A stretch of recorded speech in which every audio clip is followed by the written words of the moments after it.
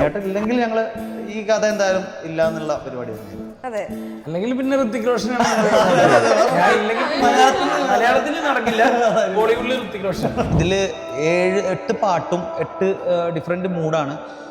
Theme ബേസിൽ visually ഒക്കെ ഡിഫറെൻ്റാണ്. അപ്പം നാടൻ പാട്ട് മുതൽ റാപ്പ് സോങ് വരെ ഈ 8 പാട്ടിൻ്റെ അകത്തുണ്ട്. ആളുകൾക്ക് എപ്പോഴും വിഷ്വലി കളർഫുൾ ആയിരിക്കണം. അത് നമ്മൾ കണ്ടിരിക്കുക. ഇനിയിപ്പോൾ ഇവരൊക്കെ അതിൽ അഭിനയിച്ച് ബോറായിക്കണമെങ്കിലും വിഷ്വലി അങ്ങനെ ആളുകൾക്ക് കളേഴ്സ് വേണമെന്നുണ്ടോ? ഇപ്പൊ പ്രമേഹം കിട്ടിയത് കളറായിട്ടുണ്ടായിരുന്നു.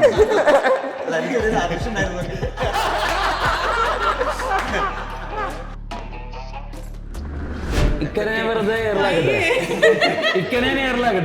അതായത് ഇക്ക പറഞ്ഞു മലയാള സിനിമയിലേക്ക് സംസ്കാരം കൊണ്ടുവരാം. അപ്പൊ മലയാള സിനിമയ്ക്ക് സംസ്കാരം എന്താണ് ഷജീർ പപ്പ ക്യാമറ.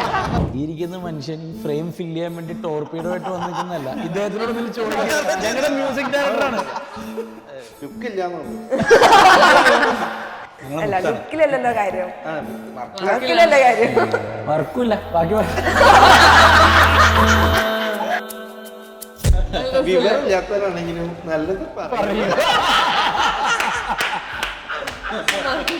അസാധ്യ പാട്ടുകാരനാണ്, അസാധ്യ മ്യൂസിക് സെൻസ് ഉള്ള ആളാണ്. നമ്മുടെ ബീജിയം ചെയ്തിട്ടുള്ള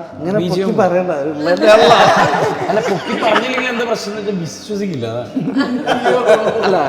നമ്മൾ സഹകരിച്ച് വർക്ക് ചെയ്യുക, സ്നേഹത്തിൽ വർക്ക് ചെയ്യുമ്പോൾ കുറച്ചുകൂടെ ഭംഗിയുള്ള കൂടുതൽ പോലെ ഒരു പ്രൊഡക്റ്റ് ഉണ്ടാവും. പിന്നെ ഞങ്ങൾ കണ്ടുപിടിച്ച ഒരു പുതിയ മെത്തേഡ് ഉണ്ട്. അത് പുറത്തു വിടാറില്ല സാധാരണ. ഇപ്പം എന്നാലും പറയട്ടെ, രാജമൗലിയൊക്കെ പഠിക്കും.